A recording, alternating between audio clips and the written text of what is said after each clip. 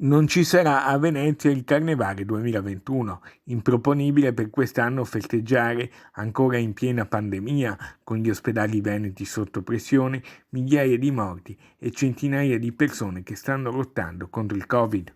Una scelta in primo luogo di sensibilità e rispetto degli organizzatori verso coloro che stanno soffrendo e poi motivata anche dalla priorità assoluta di evitare il rischio di assembramenti e di tutto ciò che possa far circolare il virus. Da queste considerazioni sono partite l'amministrazione comunale di Venezia e la società Vera per arrivare alla decisione, dolorosa ma inevitabile, di cancellare l'evento. Del resto, questa volta, nemmeno il calendario ha giocato un ruolo amico. La kermesse si sarebbe dovuta aprire troppo presto, tra meno di un mese, sabato 30 gennaio, e concludersi con il clou del martedì grasso il 16 febbraio. La decisione della rinuncia verrà comunicata ufficialmente nei prossimi giorni, ma la scelta ormai è fatta.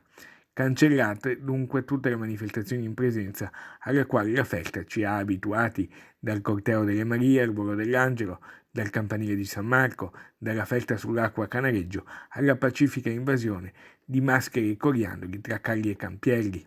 A rimpiazzare tutto ciò ci potrebbero essere forse un paio di eventi in streaming, ma per le manifestazioni di carnevale in presenza tutto rimandato al 2022. Proprio il virus interruppe bruscamente il carnevale anche l'edizione 2020, la domenica, per la notizia dei primi contagi a Venezia, arrivata proprio alla vigilia del clou di martedì grasso.